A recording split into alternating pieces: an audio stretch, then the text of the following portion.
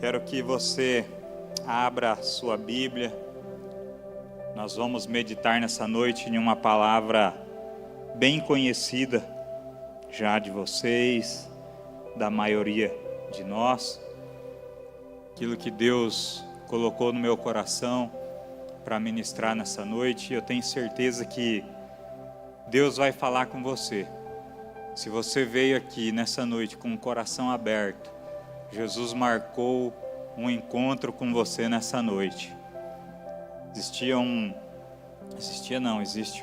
hino da harpa que fala: nessa noite feliz, nesse santo lugar, eu marquei um encontro com Deus. E o Senhor marcou um encontro comigo e com você nessa noite, para que Ele possa inundar seu coração com a presença dEle. Sabe, porque não há nada mais valioso do que a presença do Senhor na nossa vida. Cristo, Ele é suficiente, Ele é o único, Ele é o primeiro, Ele é o que pode fazer todas as coisas por mim e por você. Não há outro Deus melhor, não há outro Deus maior, não há outro Deus capaz de mudar a minha e a sua vida. Sabe, quando você tem um encontro verdadeiro com o Senhor, sua vida nunca mais é a mesma. Conversava essa semana com um irmão e ele me dizendo da experiência que ele teve com Deus aqui na igreja, e faz um tempo que ele está caminhando com a gente, e ele falou que Jesus é a fruta mais doce, é a água mais pura, e isso ficou no meu coração. Eu falei: rapaz, sabe que é mesmo, Jesus é o melhor que nós temos, é o melhor que nós podemos alcançar, porque Ele é tudo para mim e para você. Amém? Lucas capítulo 8, versículo 40 até o versículo 55, nós vamos ler. Eu quero que você preste bastante atenção nessa leitura, porque é uma palavra simples, mas é uma palavra poderosa que vai mudar a sua vida e a vida da sua casa hoje, em nome de Jesus. Ao regressar Jesus, a multidão o recebeu com alegria, porque todos estavam esperando. Eis que veio um homem chamado Jairo, que era chefe da sinagoga, e prostrando-se aos pés de Jesus, lhe suplicou que chegasse até a sua casa, pois ele tinha uma filha única de uns 12 anos, que estava à morte. Enquanto ele ia, certa mulher que havia 12 anos vinha sofrendo de uma hemorragia, e a quem ninguém tinha podido curar, e que gastara com os médicos todos os seus haveres. Veio por trás dele e lhe tocou na orla das vestes, e logo se lhe estancou a hemorragia. Mas Jesus disse: quem me tocou? Como todos negassem, Pedro, com os seus companheiros, disse: mestre, a multidão te aperta e te oprime, e dizes: quem me tocou? Contudo, Jesus insistiu: alguém me tocou, porque senti que de mim saiu poder. Vendo a mulher que não podia ocultar-se, aproximou-se trêmula e, prostrando-se diante dele, declarou à vista de todo o povo a causa por que ele havia tocado e como imediatamente fora curada. Então Jesus disse: filha, a tua fé te salvou, vai-te em paz. Falava ele ainda quando veio uma pessoa da casa do chefe da sinagoga, dizendo: tua filha está morta, não incomodes mais o mestre. Mas Jesus, ouvindo isso, lhe disse: não temas, crê somente, ela será salva. Repita comigo: não temas, crê somente, ela será salva. Tendo chegado à casa, a ninguém permitiu que entrasse com ele, senão Pedro, João e Tiago, e bem assim como o pai e a mãe da menina. Todos choravam e a pranteavam, mas ele disse: não choreis, ela não está morta, mas dorme. E riram-se dele, porque sabiam que ela estava morta. Entretanto, ele, tomando-a pela mão, disse em voz alta: menina, levanta-te. Voltou-lhe o espírito e ela imediatamente se levantou, e ele mandou que lhe dessem de comer. Amém? Curva sua cabeça mais uma vez. Pai, em nome de Jesus, estamos na Tua presença mais uma vez. E eu te peço, Senhor Deus, abra o nosso coração, abra o entendimento dos nossos irmãos, que essa palavra entre, Pai, de maneira poderosa na vida de cada um aqui nessa noite. Que o Teu amor, a Tua presença, a Tua misericórdia, Pai, nos alcance em todos os momentos. Pai, usa-me como instrumento. Apesar de mim, Pai, fale com o Teu povo. Em nome de Jesus. Amém. Amém. Irmãos, como eu disse, é uma palavra muito simples, é um texto bíblico que eu acredito que a maioria de vocês, ou se não todos vocês, já ouviram, que é a história de Lázaro e a mulher do fluxo de sangue. E nós vamos aprender algumas coisas, algumas lições com esses dois personagens que são muito importantes. Porque veja bem, Jairo, ele era o ápice da pirâmide social daquela época. Ele era chefe da sinagoga, ele era um homem rico, ele era um homem respeitado, ele era um homem religioso, ele era o top da galáxia, como se pode se dizer. Ele era um homem muito bem visto, ele era responsável pela organização da sinagoga. E a sinagoga era o templo, era a igreja da época, né? E a mulher do fluxo de sangue, a mulher era totalmente ao contrário dele.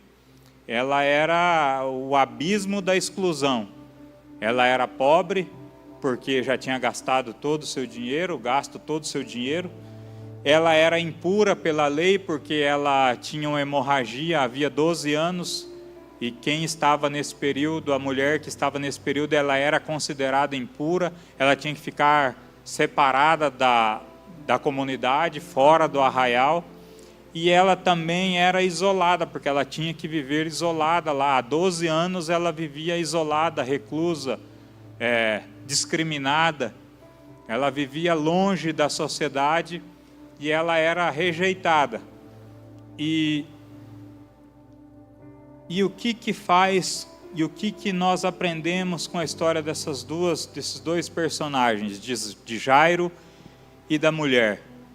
É que a dor, a crise, iguala as pessoas.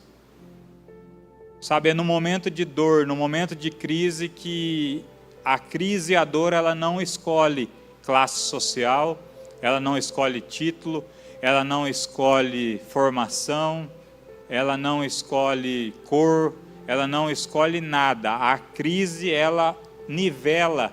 A crise e a dor é um nivelador universal. Ela nivela as pessoas. Se você bem lembrar, eu falei isso no culto passado, mas em 2019, 2020, nós enfrentamos uma pandemia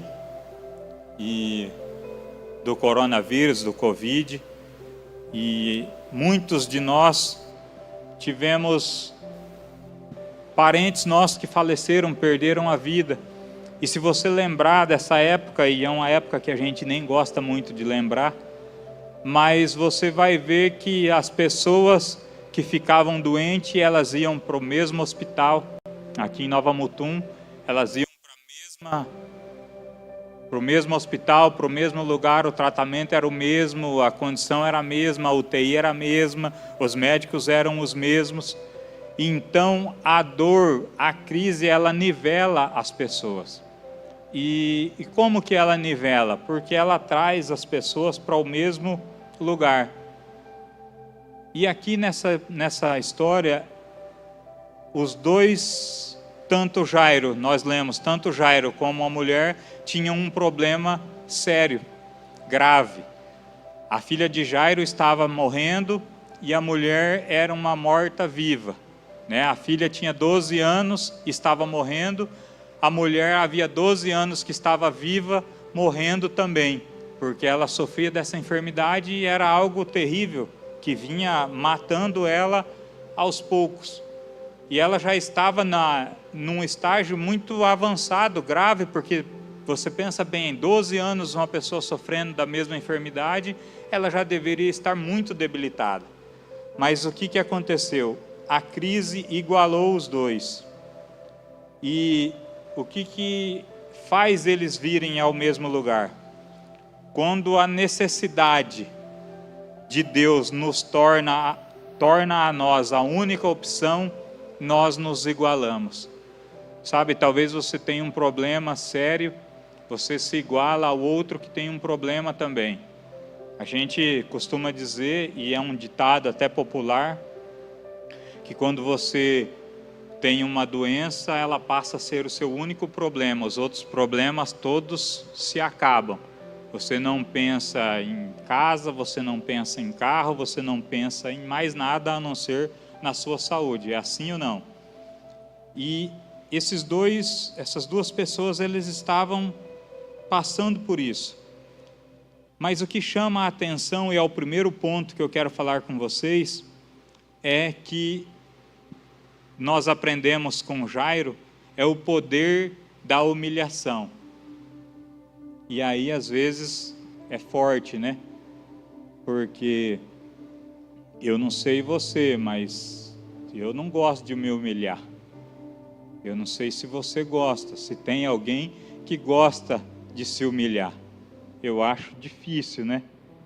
Muito menos porque, às vezes, quando você fala de se humilhar, você pensa em alguém te humilhar, né? E aí é pior ainda, né? Muito ruim.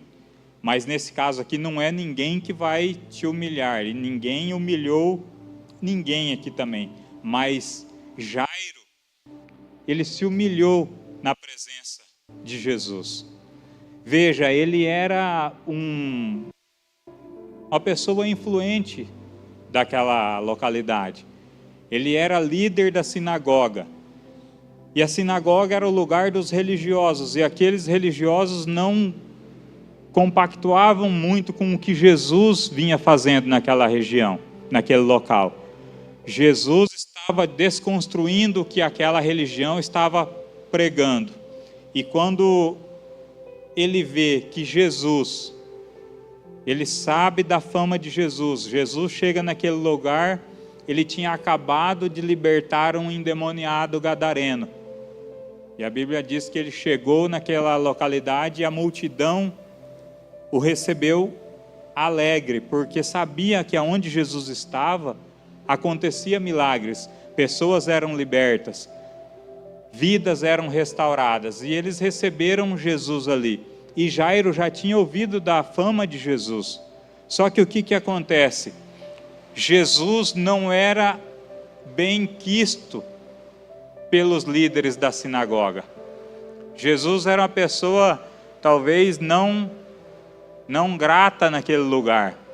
E ele teve que engolir o orgulho dele, porque Jesus era a única saída da vida dele. E ele teve que se humilhar. Ele teve que se render aos pés de Jesus. E se você notar no texto, quando Jairo chega diante de Jesus, existia uma multidão. Só que diferente da multidão que a mulher teve que enfrentar, Jairo, a Bíblia não fala isso, mas eu acredito que por ele ser uma pessoa influente, quando ele chegou, as pessoas iam abrindo caminho para ele. Que falasse, chegou o seu Jairo, o tal Jairo, né? Pessoa influente naquela localidade. Vocês muito bem já devem ter visto que quando tem às vezes uma multidão em um local, chega uma pessoa influente, sempre vão dando lugar, dando passagem, e eu acredito que Jairo foi assim, dessa maneira. Quando ele chegou, ele se prostrou aos pés de Jesus. Só que esse ato dele se prostrar aos pés de Jesus, para ele custava muito caro, porque ele precisou se humilhar. E não era comum alguém da sinagoga adorar a Jesus, se prostrar a Jesus, mas ele, por conta da necessidade que ele tinha, que Jesus fosse até a casa dele, ele se humilhou, ele se prostrou, ele se derramou aos pés de Jesus. E eu quero profetizar sobre você nessa noite, que você vai se render aos pés de Jesus, e que Jesus vai se compadecer da sua causa nessa noite, porque por conta da sua rendição, por causa da sua rendição, sabe? E Nós aprendemos com Jairo que ele passou por cima do orgulho dele. E eu não sei você, mas eu conheço pessoas que já perderam tanto por conta do orgulho. E o orgulho às vezes é algo que nos faz mal, nos separa de momentos, nos separa de algo que pode nos trazer muito bem. Sabe quantas pessoas, por conta do orgulho, já deixaram de abraçar e de ser abraçadas? Quantas pessoas, às vezes, por orgulho, já deixaram de reclinar a cabeça no colo do pai, da mãe, de um irmão? Quantas pessoas que, por orgulho, já deixaram de falar o quanto amava outra pessoa? Quantas pessoas que, por orgulho, já perderam momentos da vida que hoje já não voltam mais? Porque o tempo, ele é implacável e ele é cruel. O tempo que passou, ele não volta mais. E às vezes por orgulho você já deixou de viver momentos com a sua família por conta de soberba, de orgulho. Sabe,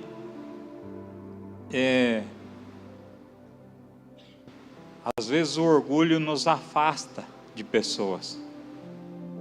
E às vezes por tão pouca coisa, por tão poucos sentimentos, você deixa que o orgulho toma conta da sua vida. E você às vezes resiste por conta do orgulho. Você perde oportunidades por conta do orgulho. Eu contei também uma história real que aconteceu na família da minha esposa. A avó da pastora Anice, crente desde criança. Um dia ela foi chamada para ir num culto em uma outra igreja. Ela se converteu em uma determinada igreja, e ela era da Assembleia de Deus. Primeiro ela se converteu na igreja presbiteriana, foi muito tempo da igreja presbiteriana, depois foi para um lugar, não tinha mais. A história é longa, se eu for contar aqui, vai ficar só na história da avó Loide. Então eu vou resumir, senão todo mundo vai saber da vida da avó Loide, não é esse o intuito. Mas aí ela foi convidada para ir na igreja presbiteriana, e ela foi lá e ela tinha um problema na perna. Ela tinha uma enfermidade na perna. E ela chegou no culto abençoado, Deus operando milagres, e Deus falou para o pastor, revelou para o pastor, falou: tem uma pessoa aqui que Deus vai curar nessa noite, quer curar nessa noite, e ela tem um problema na perna. E ela sabia que era ela. Mas aí ela fez a seguinte oração, vocês vão achar um absurdo, mas é real. Ela falou assim: Deus, eu sei que o Senhor pode curar, mas eu queria ser curada na minha igreja, não aqui. Aí, essa cara de espanto mesmo, vocês fizeram. Deus também acho que fez. Falou: meu Deus, né? Não quer ser curada aqui porque quer ter o orgulho de ser curada na igreja dela. E ela contava isso para a gente, com tristeza depois, porque ela se arrependeu, e depois de um tempo, glória a Deus, Deus curou ela. Mas eu penso quanto tempo ela continuou com a enfermidade, continuou com dificuldade de andar, pelo orgulho de querer ser curada no lugar que ela queria. Agora você veja, irmão, se fosse comigo, Deus falando que queria me curar, rapaz, podia ser no meio da rua, em qualquer lugar. Eu quero é ser abençoado. Agora, às vezes a pessoa por orgulho perde tempo e oportunidade. Quanto tempo ela sofreu a mais por orgulho? Talvez você, quanto tempo você tem carregado algo ruim ou triste na sua vida por orgulho? Por não ter a capacidade de se humilhar. Meu pai faleceu no Covid, e até falei isso no culto passado. A gente fala quando perdi meu pai, né? Mas só perde algo ou alguém quando não sabe onde que está. Quando você não sabe onde que está, você fala que está perdido. Mas eu sei que meu pai está no céu, para a honra e glória do nome de Jesus, então não está perdido, né? Ele apenas faleceu. E aí a gente lembra, e eu às vezes lembro do tempo de criança, adolescente, né? E a gente, quando é mais novo, a gente acaba sendo soberbo, orgulhoso, né? Meu pai me falava algumas coisas e eu falava, meu pai não sabe de nada, meu pai não conhece nada, eu que sei. E isso não é privilégio só meu, hoje acontece isso lá em casa também. Eu contei que às vezes eu vou falar com o Gui, e eu falo, Gui, não faz isso, porque disso, e ele fica bravo, porque ele fala, não pai, mas é assim, eu que sei. E aí eu falo, não, verdade, você que sabe. Você tem 45 e eu tenho 8. Você já viveu bem mais do que eu, então você sabe, né? A criança é terrível, ele quer saber mais do que o pai. Não tem experiência nenhuma, mas ele quer saber, quer ensinar. E meu pai me falava algumas coisas e eu ficava bravo. Falava, também não vou conversar mais com meu pai, meu pai não sabe. E a gente ficava... E depois meu pai faleceu e graças a Deus tive uma relação muito boa com meu pai. Mas eu fico pensando se hoje eu tivesse a oportunidade de ter mais 5 minutos de conversa com meu pai. Talvez eu perdi quanto tempo na minha vida, na adolescência, quando criança, naquele tempo, que eu deixei de conversar com meu pai por causa de orgulho meu, por causa de soberba minha. E eu deixei e perdi esses momentos não voltam mais. E talvez se eu perguntar para alguma pessoa aqui que já tenha algum parente falecido, pai, mãe, irmão, sei lá, se você tivesse a oportunidade de conversar mais 5 minutos com essa pessoa, eu te garanto que a maioria delas, ou todas elas, daria muita coisa para ter 5 minutos a mais de conversa, ou a oportunidade de reclinar a cabeça nos ombros ou no colo dessa pessoa. Mas infelizmente o tempo ele não volta mais. Por isso que nós aprendemos com Jairo que o orgulho, ele tem que ser quebrado, ele tem que ser passado por cima. Você tem que se humilhar na presença de Jesus, porque o orgulho ele não vai te levar a nada.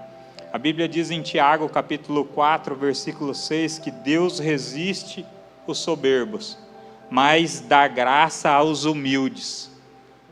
Eu prefiro receber a graça de Jesus pela humilhação, do que Deus resistir a mim pela soberba, pelo orgulho. E eu creio que você também, E Jairo, ele se humilhou na presença de Jesus, ele passou por cima da fama, do título, ele foi lá e se prostrou aos pés de Jesus. E a mulher do fluxo de sangue também, porque ela era uma mulher desprezada pela sociedade, ela não era benquista naquele lugar, ela estava vendo aquela multidão onde Jesus estava, mas ela não era bem-vinda naquele lugar, todos olhavam ela com um olhar de desprezo. Você pensa bem, a mulher que sofria há 12 anos daquela enfermidade, todos conheciam, todos sabiam que ela era daquele jeito, mas ela também se humilhou mais ainda, que ela falou, essa é a oportunidade da minha vida, porque ela sabia, ela conhecia o que Jesus podia fazer, e ela se humilhou, ela foi e enfrentou a multidão, e se lançou aos pés de Jesus. Só que diferente de Jairo, ninguém abriu o caminho para ela, ela tocou Jesus por trás, ela veio escondida, ela veio oprimida, mas tocou em Jesus, porque ela sabia que aquela oportunidade era a que mudaria a vida dela. Ela se humilhou, ela falou, ela não tinha quase mais nada a perder, mas ela trocou tudo que ela tinha a perder por um toque em Jesus. Sabe, talvez você chegou nessa noite aqui com algum orgulho, ou com algum problema, alguma dificuldade. Eu quero profetizar nessa noite que você vai romper barreiras, e que você vai se humilhar na presença do Senhor, e que você vai tocar nele, em nome de Jesus. Sabe o que talvez impede você de receber o seu milagre hoje? Muitas vezes não é a gravidade do seu problema, mas é a altura do seu nariz. Fizeram uma cara de espanto agora, né? Mas pode ficar tranquilo que vai melhorar, é só o começo. Sabe, não é o tamanho do seu problema, mas talvez é a soberba em que você está andando. Talvez você não quer se humilhar como Jairo, como a mulher do fluxo de sangue, para receber aquilo que Deus tem para a sua vida. Sabe, o orgulho, a soberba não vai te levar a lugar nenhum. Se você continuar andando dessa forma, você não vai chegar a lugar nenhum, porque o orgulho ele só vai te separar do teu milagre ou daquilo que Deus tem para você. Que a Bíblia diz que Deus resiste ao soberbo, mas dá graça aos humildes. E eu quero profetizar que você é um humilde na presença do Senhor. Amém? E aí, quando Jesus está lá, Jairo se prostra aos pés de Jesus, Jairo se humilha, Jesus se compadece dele. E Jesus se compadece de Jairo não pela enfermidade da filha dele, mas pela rendição de Jairo, pela humilhação de Jairo. Lógico que Jesus se importa com a filha dele, mas o que moveu o coração de Jesus foi a humilhação de Jairo, a rendição dele aos pés de Jesus. E Jesus se compadeceu dele e falou: vamos então, vamos lá na sua casa. Eu imagino que Jesus falou assim: rapaz, esse camarada desse Jairo aí está precisando mesmo, mas ele tem um coração humilde, eu vou atender ele. E quando Jesus vai no caminho para a casa de Jairo, acontece algo fenomenal, mexe muito comigo, e eu acredito que mexe muito com você também. É o momento em que ele encontra a mulher.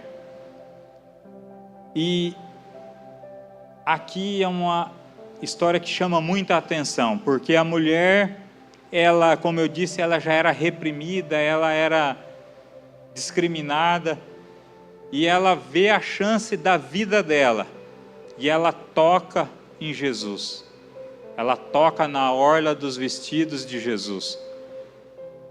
E você pode pensar, mas o que tem de diferente nisso? Ela toca em Jesus, e Jesus para. Eu imagino aquela multidão toda correndo atrás de Jesus, e Jesus tentando às vezes até ir mais rápido para a casa de Jairo, e aquela mulher toca em Jesus e Jesus para. E eu creio que quando Jesus para, até espanta um pouco da turma, porque Jesus fala assim: alguém me tocou. E Pedro e os companheiros dele dizem: Senhor, muitos estão, as multidões te apertam e te oprimem. Como você diz que alguém te tocou?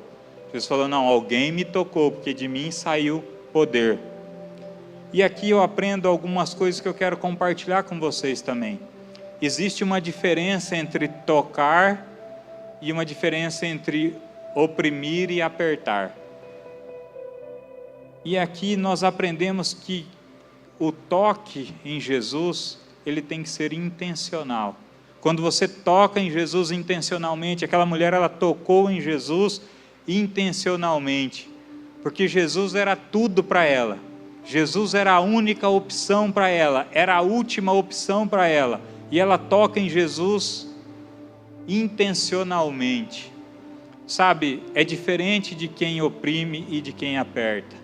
Você já fez alguma oração assim? Senhor, estou indo para a sua casa, ou estou pedindo tal coisa, se o Senhor não fizer, eu não vou mais, eu vou deixar de ser crente, eu não acredito mais em você. Quantos já fizeram essa oração? Essa oração é uma oração que aperta, que oprime, não é uma oração que toca em Jesus. Eu não sei você, mas eu já orei algumas vezes assim: Senhor, tem que fazer. O Senhor tem que fazer. Deus não tem que fazer nada para mim e para você. A maior bênção que o Senhor já fez por nós foi entregar o Filho dele. Ele entregou o Filho dele. Deus deu para nós o Filho dele, Filho amado, para que aquele que nele crê não pereça, mas tenha a vida eterna. E às vezes você vai orar querendo impor alguma coisa para Deus. Sabe, a multidão faz isso, a multidão oprime e aperta Jesus, porque só está ali por interesse. Eu quero, eu preciso. Eu contei aqui também no último culto, que uma vez, logo pouco tempo de convertido, eu queria ser batizado com o Espírito Santo. E eu queria muito. Toda a oração que tinha para receber o batismo, eu era o primeiro da fila. E aí tinha os cultos, tinha os congressos, e eu ia na frente e falava, não, agora eu vou receber o batismo. E não recebia.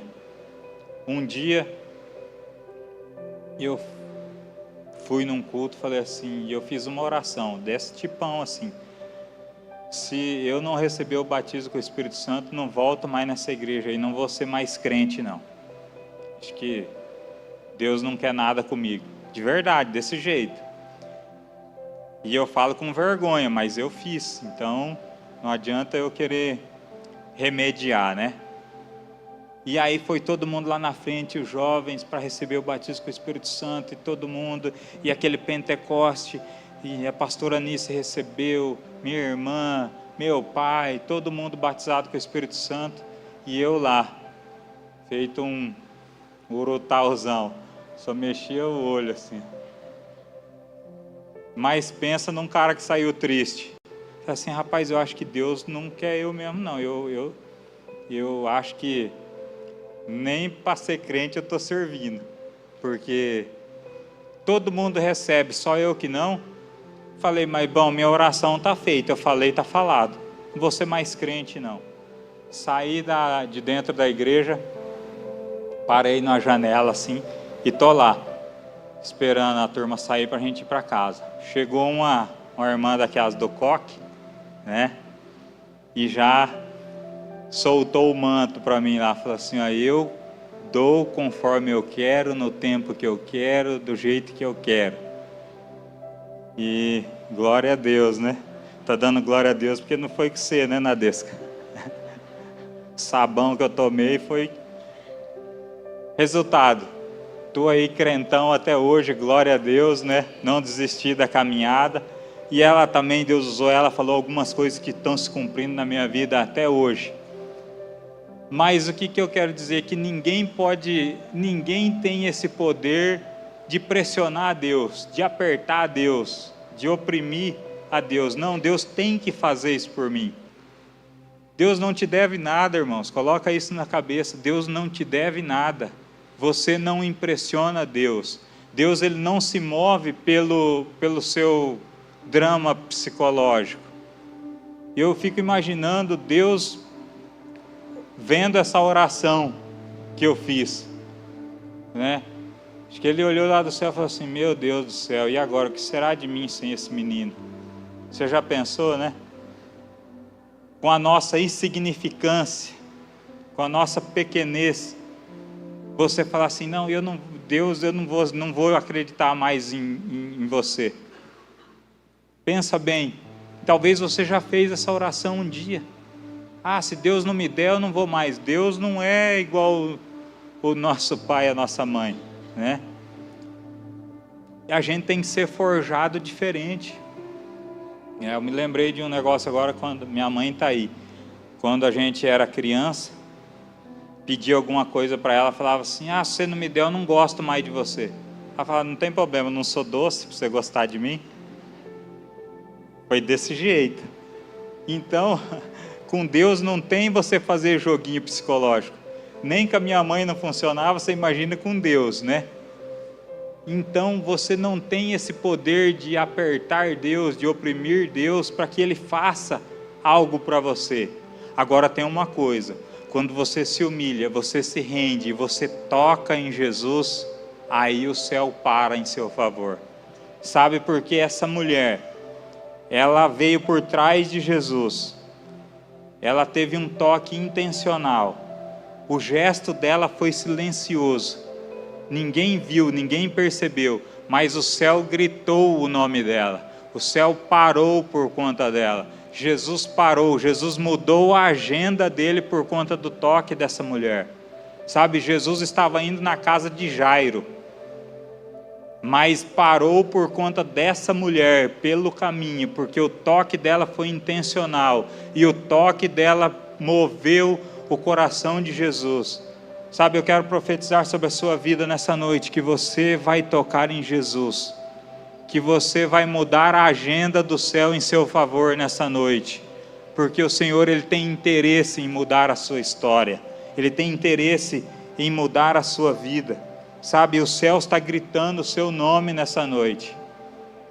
Você crê nisso? Tem oração sua que talvez não vai sair som nenhuma, vai ser só um gemido, mas vai mudar a agenda de Jesus em seu favor. E aí acontece algo tremendo, irmãos, porque Jesus, Ele não cede à pressão, Ele cede à rendição. E aquela mulher, Jesus chega perto dela, fala: quem me tocou? E eu imagino que naquele momento, quando Jesus para, todos ou a maioria das pessoas conheciam aquela mulher. E quando Jesus para, ela já provavelmente muito alegre, porque a hemorragia se estancou naquele momento. A vida dela foi mudada naquele momento. E Jesus parou e ela não conseguiu, a Bíblia diz que ela não conseguiu se esconder. Ela chegou trêmula e falou: Senhor, foi eu que toquei, porque eu já gastei tudo, a minha única opção era o Senhor, a minha última opção era o Senhor. E Jesus chega perto dela não com condenação, porque naquela cultura e naquela época, se aquela mulher estando impura tocasse em Jesus, ele também se tornaria impuro. Mas aqui eu aprendo outra coisa, que não há pecado seu, não há impureza sua que possa contaminar a santidade de Jesus. É a santidade dele que começa a mudar a sua vida, mudar a sua história de pecado, mudar a sua história de ruína. Jesus, ele muda a sua história. E Jesus chega perto dela e aí faz algo que mexe muito comigo. Ele chama ela de filha. Jesus fala: filha, a tua fé te salvou, vai-te em paz. E por que Jesus chama ela de filha? Porque Jesus, ele não quer curar apenas o estado físico dela, mas ele quer curar o estado emocional dela, quer curar as emoções dela. E é a primeira vez na Bíblia que Jesus chama uma mulher de filha, porque ela já não era mais digna de ser chamada de filha de Abraão na sinagoga, por conta da condição dela. Ela não era digna de ser chamada de filha, e Jesus restaura a identidade dela de filha, chama: filha, a tua fé te salvou, vai-te em paz.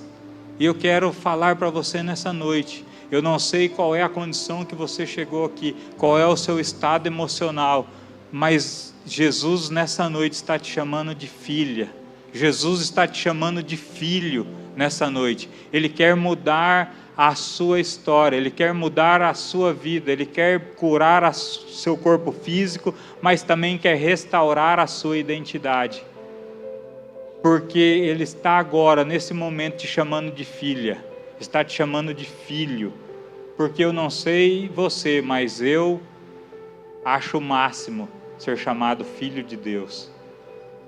Para mim é um privilégio ter Deus como Pai, o Abba Pai, o nosso Paizinho. Sabe, eu quando às vezes oro, falo: Senhor, o Senhor é meu Pai, e eu sou teu filho, e eu dou glória a Deus por ser filho de Deus. Você sabe qual é a maior raiva do muçulmano?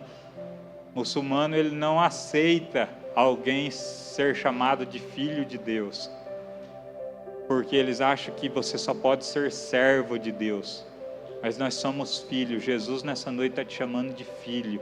Você é filho de Deus, co-herdeiro com Cristo Jesus, herdeiro das bênçãos do céu. O nosso Pai é aquele que tudo pode, é aquele que tudo faz, e Ele te trouxe aqui nessa noite para te chamar de filho, para mudar a sua história, para restaurar a sua identidade, para você tomar o seu lugar de filho.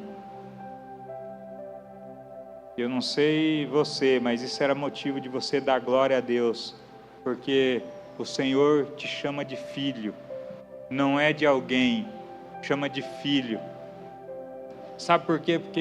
Porque isso é importante.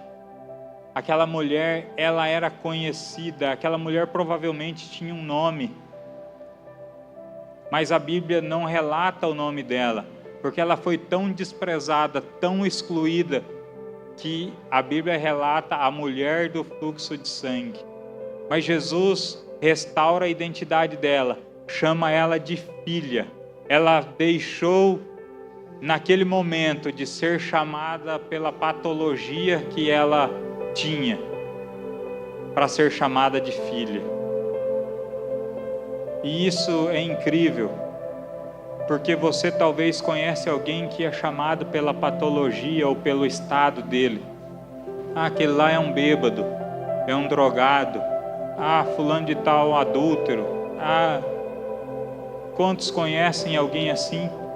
Ou talvez você conheça alguém que é chamado mesmo pela patologia. Ah, o mudinho, ah, o manco, ah. Sabe, isso é muito ruim. Talvez para quem chama até nem tanto, mas para quem é chamado é muito ruim. Não sei se você ou alguém da sua família já sofreu algum tipo de discriminação, ou de separação, ou de exclusão. Isso é tremendamente ruim. E Jesus, ele vem para restaurar a identidade dessas pessoas, para restaurar a minha e a sua identidade, te colocar no lugar de filho, te colocar no lugar que você nunca deveria ter saído. Sabe, você sofrer uma discriminação por algo é muito ruim. Eu já contei aqui uma vez. Eu moro aqui em Nova Mutum há 42 anos. Vim para cá com 2 anos de idade. Então, a maioria das pessoas aí mais antigas me conhecem. E nós nos convertemos, meu pai e minha mãe foram para a igreja, eu tinha 12 para 13 anos. E eu tinha bastante amigos. Inclusive alguns são meus amigos até hoje.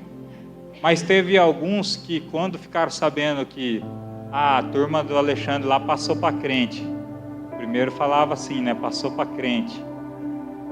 Teve uma casa de um amigo meu que eu fui, e ele chegou sem graça, rapaz, amigão mesmo meu. E ele falou assim: ó, Maranhão, meu apelido é Maranhão. Agora tem um Maranhão mais bonito que eu aqui na igreja, então ficou para ele. Mas o pessoal mais antigo de infância me conhece por Maranhão. Falou assim: ô Maranhão, minha mãe falou que não é para você vir aqui em casa mais não. Eu falei: mas por que isso? Não, é porque agora vocês é crente e minha mãe não quer que você venha aqui em casa mais não. Você pensa bem, o cara tinha 12 para 13 anos, aquilo foi ruim para mim. Eu ouvi aquilo, mas eu era também meio estressadinho. Falei: ah, tá bom, não quer que eu venha, não vem, mas você também não fala mais comigo não.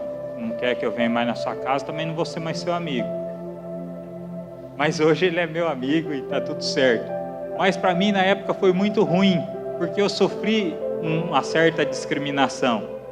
E eu fico pensando, e quando eu leio essa história, eu lembro dessa mulher. Eu penso, a mulher há 12 anos, ouvindo isso todo dia. Ó, você não é bem-vindo aqui, volta para o lugar onde você estava, você tem que ficar lá. Lá é o lugar dos impuros, lá é o lugar dos rejeitados, Você entendeu? Eu não sei se você consegue imaginar a frustração dessa mulher. E quando Jesus para por ela, chama ela de filha, muda a vida dela por completo. A alegria dessa mulher não dá para se medir, não dá para se comparar à alegria que ela deve ter recebido naquele momento. E ali houve uma festa, e aí acontece algo diferente também, porque quando Jairo estava lá vendo todo aquele movimento, Jesus parou por aquela mulher. Jesus chegou naquele lugar e parou. E eu fico pensando, Jairo, talvez só eu ou você também, mas se eu fosse Jairo, vai Jesus, mas essa doida aí não tem nada a ver com nós não, vamos lá, eu fui lá te buscar lá, cheguei primeiro, vamos, deixa ela para lá. Ah, Jesus, mas eu chamei, deixa essa mulher aí, o que essa mulher tem a ver com a gente? Não, Jairo acompanhou tudo quieto.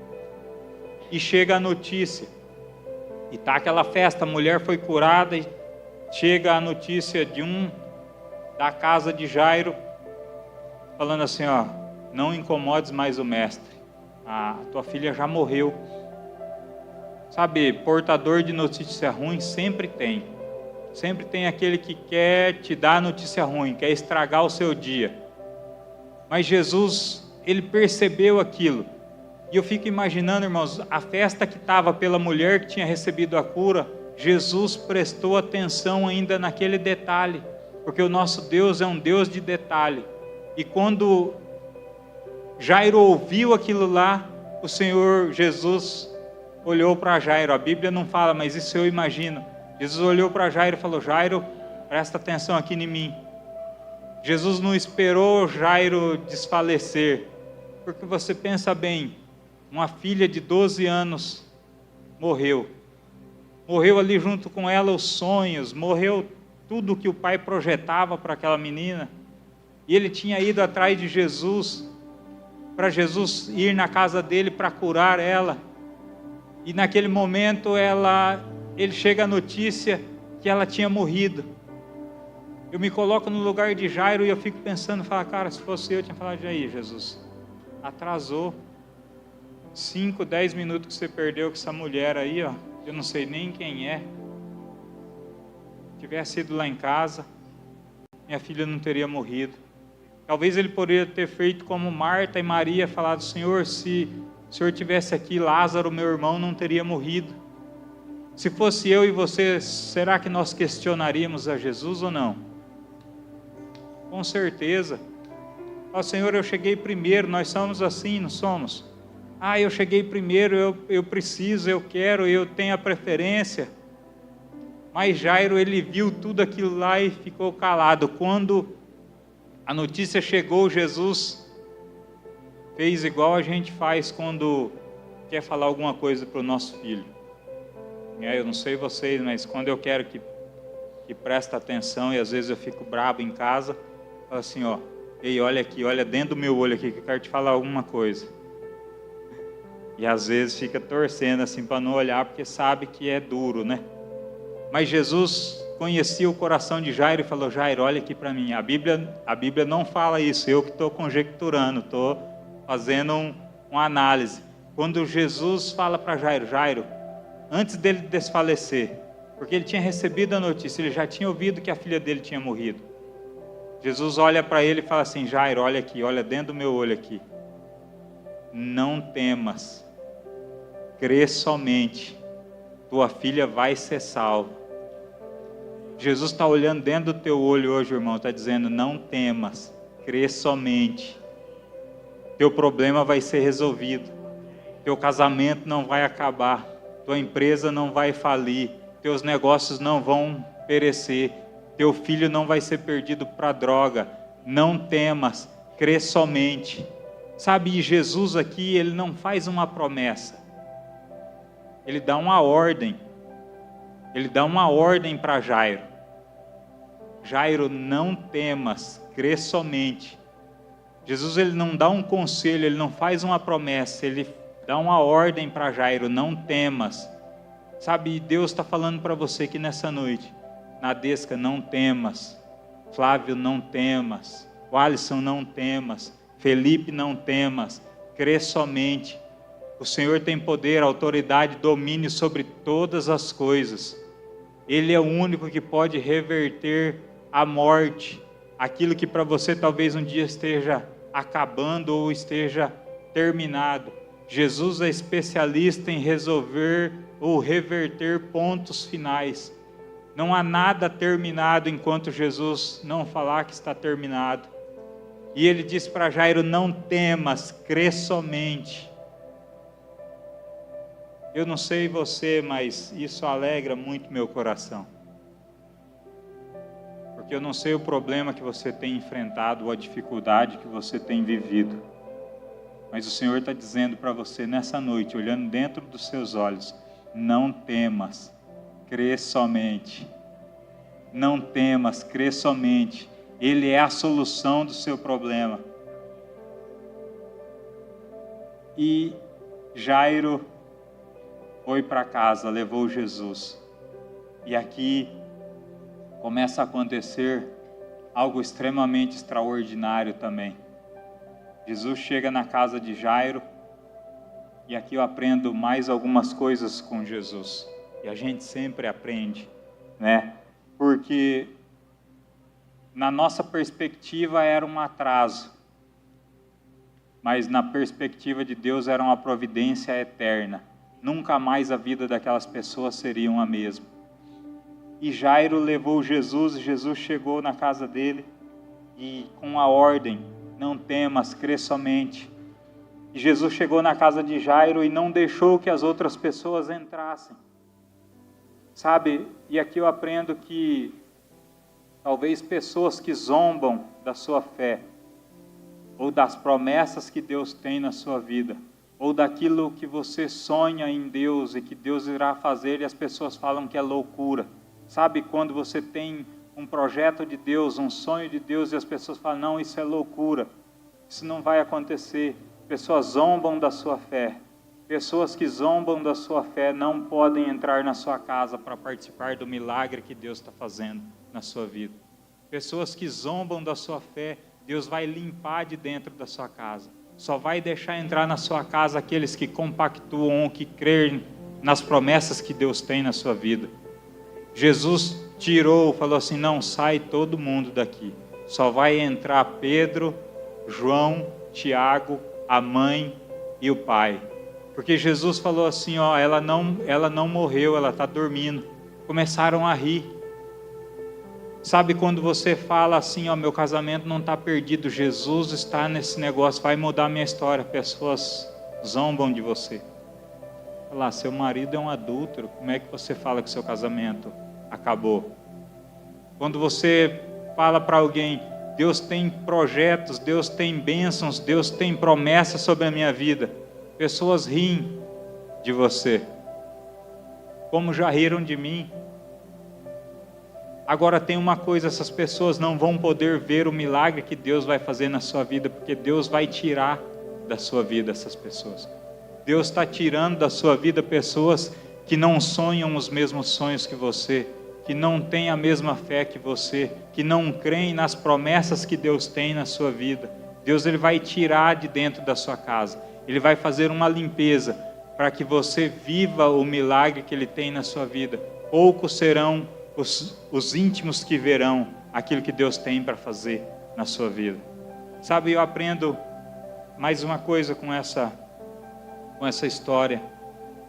Porque a multidão que anda com Jesus até vê os milagres que Jesus faz pelo caminho.